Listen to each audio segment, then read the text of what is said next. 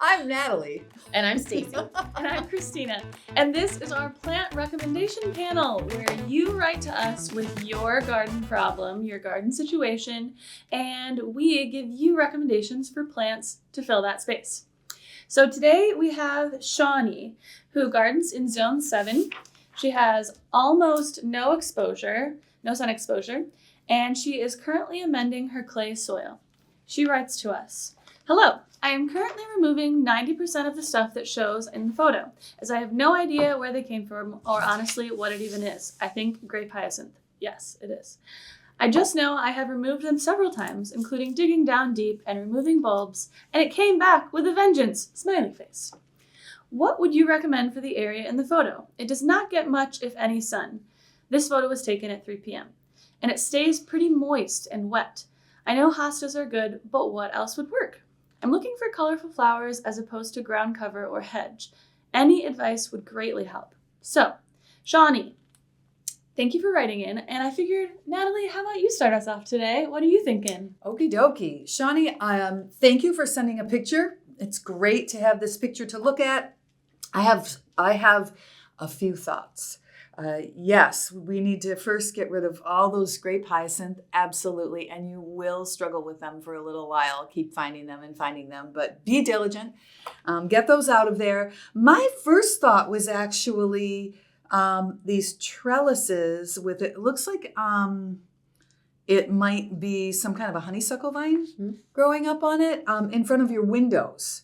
So the first thing I personally would do is I would pull those trellises out and move them to the center so that you have this big, beautiful vining structure on the front of your garden bed and your windows flanking either side of it. And then if you want to bring color up from your garden to the top of your house, it gives you this great feature on the front of your house.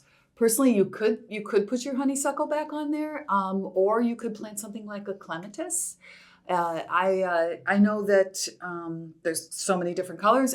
Happy Jack clematis is really, really easy to grow. It flowers on new wood and old wood. It has those beautiful purple classic clematis flowers. Or you could, if you wanted something lighter, you could go with Stillwater's, which is a beautiful light purple clematis with great big, almost palm-sized flowers. It'll just give you a lot of great color right there in the center of your garden that then you can flank underneath with other plants. And then for underneath, I thought since you don't get a lot of sun, Itea is always a great choice. I know it's not a super colorful flower. It's a white flower, but I do think white brings a lot of light into a shady area. So you can always do something more colorful underneath it. Think about stacking your garden, putting taller things in the back, shorter things toward the front, and that's what Itea would really be great for, especially something like Fizzy Mizzy, which has a really upright appearance, has those very exclamation type white flowers in the back, and then you could layer something smaller in front of it. I'm going to name another plant with white flowers, but I'm really in love with Tiarella right now. I love foam flower. I love that's just white, fuzzy flowers. I have one in my garden, and I wish I had 20. They're absolutely beautiful, great in the shade. So I would layer that in front of it. You can always think about also things like hellebores do great in the shade. They're really easy to grow. Nice early spring flower too, so you get that satisfaction of that early spring flower. And of course, they're broadleaf evergreens, so you always have that green in the garden as well. Those are all great suggestions. I love your idea of moving the honeysuckle vines. I can't exactly tell what those are either from this photo. At this particular stage, it looks like they're probably honeysuckle. You can tell they definitely have like a lot of stickiness, a lot of sticks showing. So I would say I would have no qualms about getting rid of those or reviving them. Even if you cut them all the way back to the ground, give them a fresh start. If you wanted to plant something else, since you do live in USDA Zone 7, there is a clematis that I'm so jealous of every warm climate gardener. Clematis armandii. It is a evergreen clematis with beautiful dark green leathery foliage. It blooms in late winter, early spring, and it is the most fragrant thing. Oh my gosh, it is glorious. So that would be a great choice too. But let's get to the bed itself. I wouldn't take out the grape hyacinths.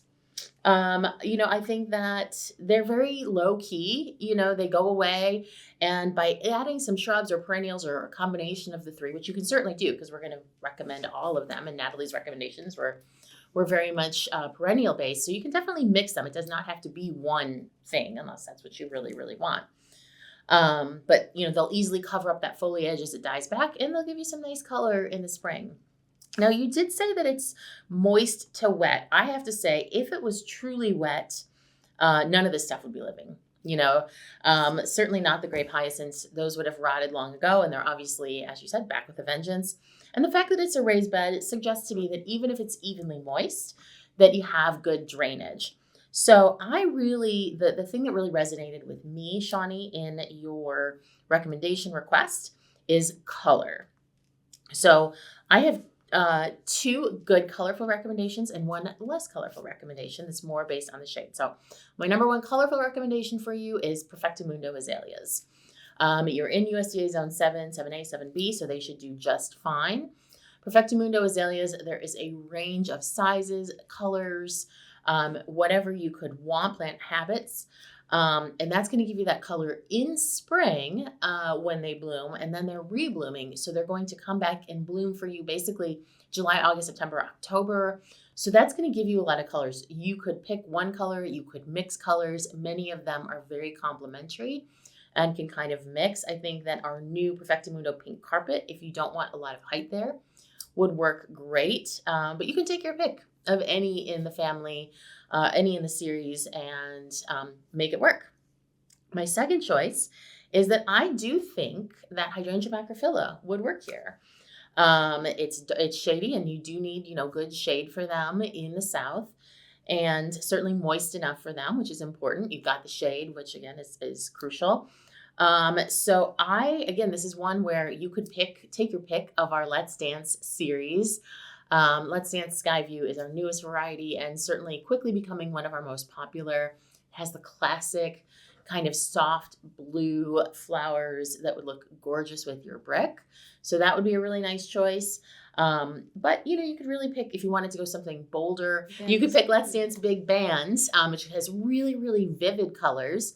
And again, like with the Perfecto Mundo azaleas, you can mix them all together and have a range of colors. So that really depends on the look that you are going for. If you want something really more formal and quieter with one variety across the whole thing, or more cacophonous and wild and you love color and mixing them, that is totally a matter of your personal taste. And then I do have one other sleeper recommendation in here. Again, not colorful. But the shade really resonated with me. So I was thinking our new Sweet and Low Sweet Box, Sarcococa. And this is a plant with beautiful, handsome evergreen foliage. It blooms in late winter, early spring with the most delightfully fragrant flowers. And who doesn't love that? So especially if you had the clematis or mondii in there, it would be a spectacular sight in late winter when all your neighbors' gardens are looking kind of crummy and yours is looking great. So those are my thoughts. Wonderful. First of all, I love the light blue sky view that you recommended, and kind of like harkening back to that grape hyacinth. Like a repeat. It kind of keeps the mood of the garden going throughout the season. I actually also don't want you to remove all of those grape hyacinths. I think that they're just such a cheerful way to start the season, and if you had something else there, it wouldn't feel quite so overwhelming. I think I garden in a way where I love to have my windows open. If I have a garden next to my house, I want the windows open and I want something fragrant to be there. So I love Stacey's recommendations for all of those fragrant plants. So I would also take those climbing vines down. I know you had mentioned you were going to take 90% of the stuff out. So I would recommend that you take those vines out, and maybe some pockets of that grape hyacinth, and then in that middle space where there's that big expanse of brick, I think a sweet talker viburnum would look beautiful. There. That's a great choice. I love that. So this plant I am very, very envious of. I live in a cooler zone, and it's already in zones 7 to 8, so you've got that perfect space for it. It gets nice and tall, but not too tall, so it'll fill in that brick area beautifully, and it stays actually pretty narrow, only 3 to 5 feet wide. So I see that the bed could manage, like it could contain that size plant. So in terms of functionality, it also can handle higher moisture. It can flower and have some good foliage color in the full shade. So practically speaking, you've got a plant for that spot. And if you throw open those windows, you'll smell that beauty. Like you'll just, you don't even have to see it. You'll smell it. Pink flowers. Pink flowers, in late winter, early spring. Yep. So that's one of my recommendations. I'd also recommend a stilbe, because that's a huge shade-loving plant, and it would love that even moisture, like Stacey kind of was thinking about your bed. I don't think it's probably too soggy.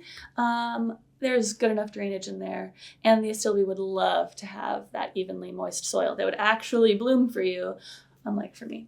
And they've got lots of different colors and lots of different heights. So you could get an astilbe that's like a beautiful, bright, purpley color, or you could get something that's a darker red. Pinks as well. So the sky's the limit for height. You could get something that stays at like 14 inches or grows all the way to 3 feet. Lots of options. And if you wanted some seasonal color, maybe some begonias. I love a begonia, and they flower very freely in the shade, and they wouldn't really care about any other things because you just rip it out at the end of the season. Yeah. And you could get a lot of different colors with begonias, and those are my recommendations for you. And actually, she could grow that hardy begonia. Yeah. The name of the scientific name escapes me at the moment. Of Evansiana, Begonia evansiana, is a hardy begonia with pink flowers, and it's perennial, so you wouldn't have to keep pulling it out, and it would do great there. But I think the important thing here is that we've given you a lot of good ideas, and since color is important to you, don't feel like you have to take any one. You can take these plants and mix them in this bed. You know, it sounds like color is really important to you, and so you have a wide range of seasonal interests, which I think is also really important. Yeah. Not to have a one-hit wonder that just looks great at one time of the year, and then the rest of the day. And then the rest of the year, you're like, snooze-a-rama. So, yeah. I think I wanted to bring up one other thing that might be a little controversial because we're already talking about things that spread. But I'm kind of having a love affair right now with ajuga. And it spreads. It spreads like crazy. But I noticed in front of your planter here, you've got a lot of bare soil. And ajuga will spread into your lawn, but it's flat. It's super colorful. In the spring, it'll send up a flower. You can mow over the top of it if you want to. And it's not going to care if it's shady, if you're walking all over the top of it. So it's something you might want to consider. Now, if you're really married to a perfect lawn and, beyond this picture, you've got this glorious golden lawn, then I would say don't do it. But if you want something that's going to continue the color of your planters, maybe over down into your lawn, you can control it by pulling it out and, shaping it to how you want it. You might want to look at some different colors of ajuga. There's many colors of that as well, just right there as a ground cover. Great idea. So, Shawnee, I hope that you enjoyed our recommendations. And if you're not Shawnee and you would like some recommendations, visit us at provenwinnerscolorchoice.com and click that Contact Us button and write us all about your plant. Include pictures. Obviously, we are very inspired by pictures. And thanks so much for joining us. Wait, I do want to say one thing. If your picture would have your house numbers in it and you're not comfortable with that, don't worry about it. Just note that in your message to us and we will Photoshop them out for purposes of plant panel. But a photo makes a huge difference for us and for the people watching this. They need to be able to envision it, and so do we. So encourage you to please, please, please send a photo. See you again next time. Bye.